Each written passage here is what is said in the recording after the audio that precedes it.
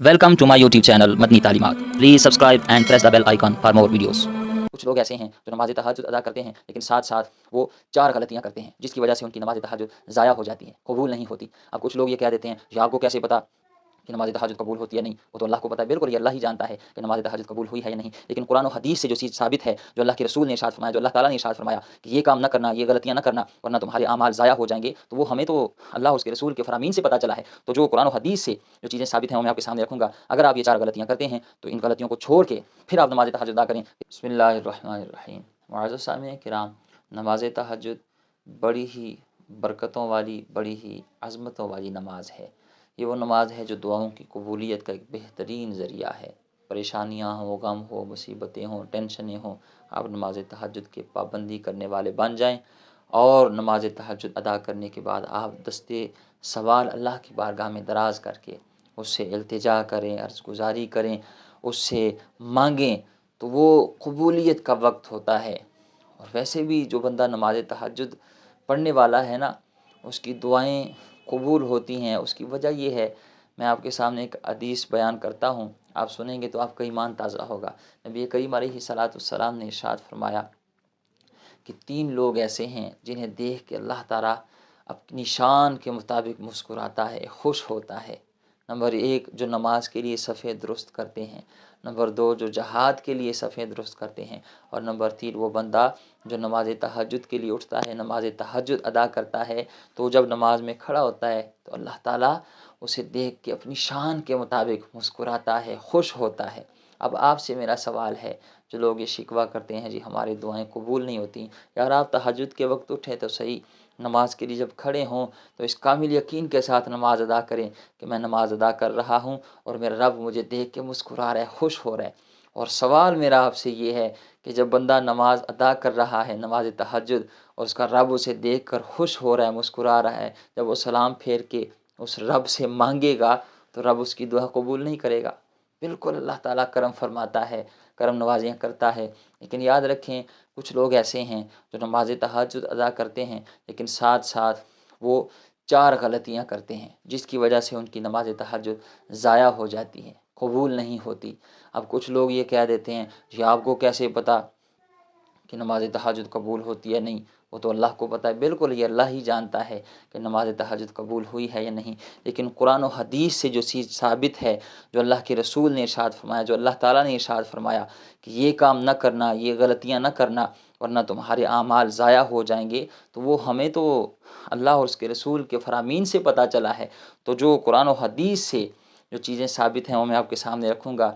अगर आप ये चार गलतियाँ करते हैं तो इन गलतियों को छोड़ के फिर आप नमाज तहज्जुद अदा करें, फिर इंशाअल्लाह आपकी नमाज तहज्जुद कबूल भी होगी, अल्लाह ताला आपकी दुआएं भी कबूल फरमाएगा। वो चार गलतियां कौन सी हैं?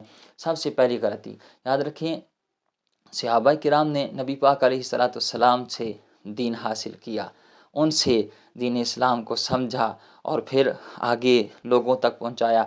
हज़रत अब्दुल्ला इब्न उमर, ये सहाबी रसूल हैं और हज़रत उमर रज़ी अल्लाह ताला के बेटे हैं, और ये वो शख्सियत हैं कि जिनके बारे में नबी पाक अलैहिस्सलाम ने इरशाद फरमाया कि उमर, ये तेरा बेटा अब्दुल्ला जो है ये नेक आदमी है, रजुलन सालिह, ये नेक आदमी है, और ये मुफ्ती मदीना थे, इतनी बड़ी शख्सियत हैं। एक दिन तशरीफ़ फरमा थे तो हज़रत अमर बिन आस रदी अल्लाह ताला के बेटे तशरीफ़ लाए। अब देर तक बातें होती रहीं, गुफ्तगू चलती रही, तो दौरान गुफ्तगू हज़रत अमर बिन आस के बेटे ने ना एक हदीस सुनाई हज़रत अब्दुल्ला इब्न उमर को। हदीस सुनाकर वो चले गए, लेकिन हज़रत अब्दुल्ला इब्न उमर रज़ी अल्लाह ताला देर तक वो बात सोच सोच कर ना रोते रहे। वो हदीस जो वो सुना कर गए थे उसे सोच सोच कर ना बार बार सोच सोच कर रोते रहे और ज़ारो कतार रोते रहे। तो आपके साथ रहने वाले, बैठने वाले, वो कहने लगे हुज़ूर क्या वजह है कि आप रोए जा रहे हैं, इसकी क्या वजह है? तो हज़रत अब्दुल्ला इब्न उमर रज़ी अल्लाह ताला फरमाने लगे कि यार अमर बिन आस के बेटे ने मुझे अल्लाह के रसूल की एक हदीस सुनाई है, और वो हदीस सुन के मुझे डर लग रहा है। तो लोग कहने लगे हुजूर वो कौन सी हदीस आपको सुना कर गए हैं? तो हज़रत अब्दुल्ला इब्न उमर रज़ी अल्लाह तआला फरमाने लगे कि वो हदीस सुना कर गए हैं कि अल्लाह के रसूल सल्लल्लाहु तआला अलैहि वसल्लम ने इरशाद फरमाया कि जिसके दिल में राई के दाने के बराबर तकब्बुर होगा, अल्लाह ताला उसे जन्नत की खुशबू भी सूंघने नहीं देगा। حالانکہ جنت کی خوشبو جو ہے وہ 500 سال کی مسافت سے آنا شروع ہو جائے گی، لیکن جس کے دل میں رائی کے دانے کے برابر تکبر ہوگا، اللہ تعالیٰ اسے جنت کی خوشبو بھی سونگھنے نہیں دے گا۔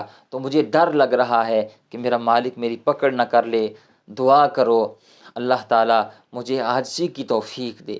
تو وہ اتنی برگزیدہ شخصیات، اتنی وہ عظیم شخصیات، وہ تکبر کے حوالے سے اتنا ڈر رکھتے تھے دل میں، اتنا خوف خدا رکھتے تھے۔ تو یاد رکھیں، اگر نیکی کر کے دل میں تکبر پیدا ہو گیا، اگر تہجد پڑھ کے دل میں تکبر پیدا ہو گیا، تو اس سے بندے کا عمل ضائع ہو جاتا ہے۔ شیر خدا حضرت علی المرتضیٰ کرم اللہ تعالی وجہہ الکریم فرماتے ہیں کہ تکبر کرنے والے نیکوکار سے وہ گناہگار بہتر ہے جو گناہ کرنے کے بعد اس پر شرمندہ ہو جائے۔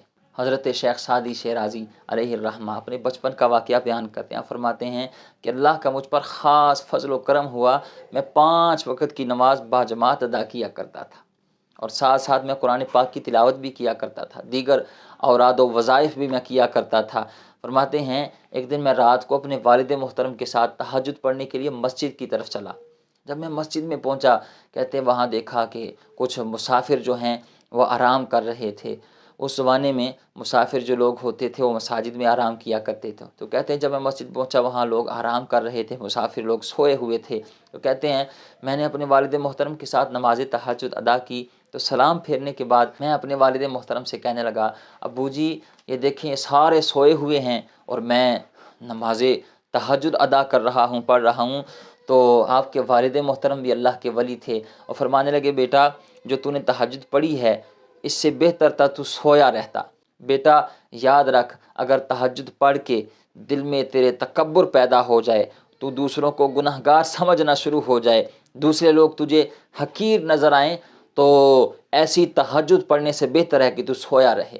تو یاد رکھیں، اگر کسی کے دل میں تہجد پڑھ کے تکبر پیدا ہو جائے، دوسروں کو حقیر سمجھنا شروع ہو جائے، گناہگار سمجھنا شروع ہو جائے، تو تکبر جو ہے وہ نیکی کو ضائع کر دیتا ہے۔ تو مختصر یہ کہ جو لوگ یہ غلطی کرتے ہیں کہ تہجد پڑھنے کے بعد ان کے دل میں اگر تکبر آ جائے، تو یاد رکھیں ان کی محنت ضائع ہو جاتی ہے۔ تہجد پڑھیں، ساتھ ساتھ عاجزی اللہ کی بارگاہ میں یہ اس طرح پیش ہوا کریں کہ مالک یہ میرا کوئی اس میں وہ کمال نہیں ہے، تیری ہی کرم نوازی ہے، اور مجھے تکبر سے بچائے رکھنا۔ دوسری غلطی جو تہجد کو ضائع کر دیتی ہے، یاد رکھیں کچھ لوگ اٹھ جاتے ہیں نماز تہجد کے لیے، نماز تہجد ادا بھی کر لیتے ہیں، لیکن صبح وہ پھر لوگوں کو بتاتے پھرتے ہیں، دکھلاوا کرتے ہیں، ریاکاری کرتے ہیں۔ تو یاد رکھیں ریاکاری جو ہے یہ عمل کو ضائع کر دیتی ہے۔ ہاں اگر آپ اس نیت سے کسی کو بتا رہے ہیں کہ میں نے تہجد ادا کی ہے تو میں سامنے والے کو بتاؤں گا تو اس کا بھی ذہن بنے گا،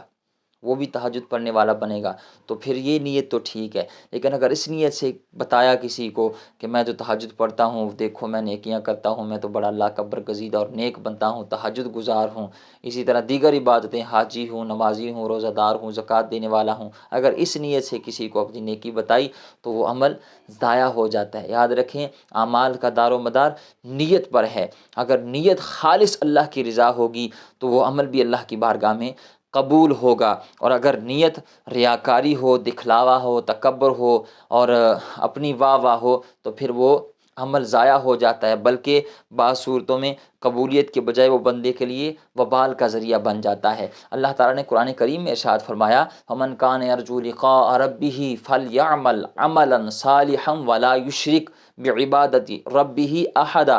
فرمایا پس جو کوئی اللہ سے، اپنے رب سے ملاقات کا امیدوار ہو، اسے چاہیے کہ وہ اچھے اعمال کرے اور اپنے رب کی بندگی میں کسی کو شریک نہ ٹھہرائے۔ یاد رکھیں ریاکاری یہ شرک اصغر ہے، کہ دکھانا تو عمل اللہ تعالیٰ کو تھا اور بندہ کسی اور کو دکھا رہا ہے، دکھلاوا کر رہا ہے، ریاکاری کر رہا ہے، تو اس چیز سے اللہ تعالیٰ نے قرآن کریم میں منع فرمایا۔ آپ کے سامنے جو میں نے آیت کریمہ تلاوت کی، اس آیت سے پتہ چلتا ہے کہ بندہ رب کی بندگی میں کسی کو شریک نہ ٹھہرائے، عمل کرے تو فقط اللہ کی رضا کے لیے، لوگوں کو دکھانے کے لیے نہ کرے۔ اللہ کے رسول صلی اللہ تعالیٰ علیہ وآلہ وسلم کا فرمان ہے، صحیح ستہ میں موجود ہے، فرمایا قیامت کے دن اللہ تعالیٰ اگلے پچھلے تمام انسانوں کو اکٹھا کرے گا، تو ایک آواز لگانے والا آواز لگائے گا وہ کہے گا جس نے نیکی لوگوں کو دکھانے کے لیے کی تھی وہ اس نیکی کا ثواب بھی ان سے جا کر لے جن کو دکھایا تھا، کیونکہ اللہ تعالیٰ تمام شریکوں سے بے نیاز ہے۔ اور بخاری شریف کی حدیث ہے، حضور علیہ الصلوۃ والسلام نے ارشاد فرمایا جو شخص شہرت کے لیے عمل کرے گا تو اللہ تعالیٰ اس کے عیب ظاہر کر دے گا، اور جو شخص دکھاوے کے لیے عمل کرے گا اللہ تعالیٰ اسے رسوا کرے گا۔ دعا کریں اللہ تعالیٰ تہجد کے ساتھ ساتھ اخلاص کی بھی دولت عطا فرمائے کہ ہماری نیت فقط اللہ کی رضا ہو، ہم اپنا عمل صرف اللہ کو دکھائیں، بندوں کو نہیں، انسانوں کو نہیں۔ یہ کیا دے سکتے ہیں، خود اس کے وہ مانگت ہیں، فقیر ہیں۔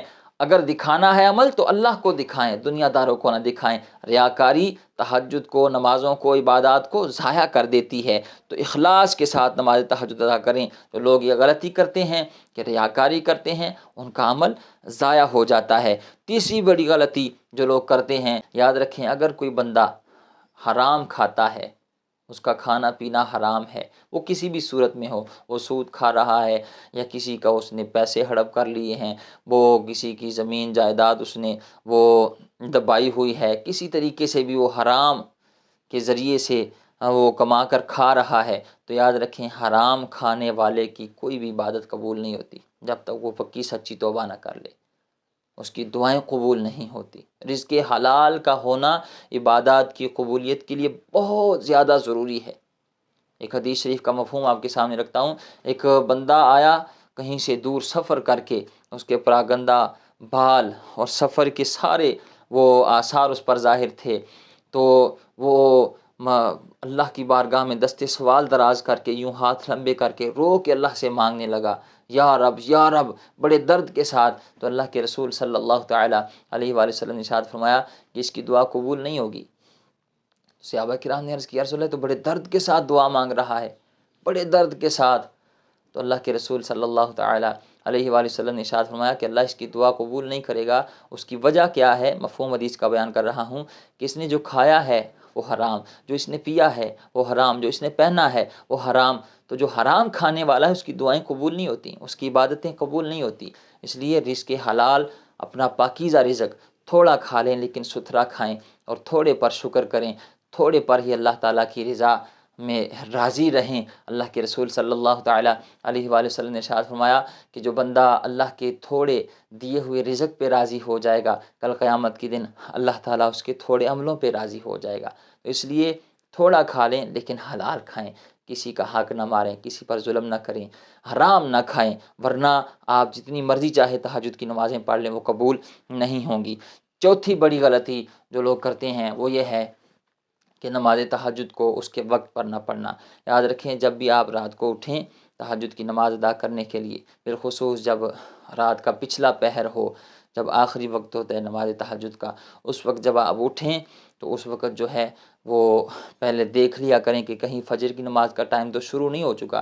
جب فجر کی نماز کا ٹائم شروع ہو جائے تو اس وقت پھر تہجد کی نماز نہیں ہوتی۔ فجر کی نماز کا ٹائم شروع ہونے سے پہلے پہلے آپ تہجد ادا کر سکتے ہیں۔ تو جو لوگ وقت کا خیال نہیں رکھتے، تہجد کی نماز وہ فجر کی نماز کے ٹائم میں پڑھتے ہیں، ان کی نماز تہجد نہیں ہوتی۔ امید ہے آپ بات سمجھ گئے ہوں گے۔ اللہ تعالیٰ ہمیں ان غلطیوں سے بچتے ہوئے نماز پنجگانہ، دیگر عبادات اور نماز تہجد ادا کرتے رہنے کی توفیق عطا فرمائے۔ آمین بجاہ النبی الامین۔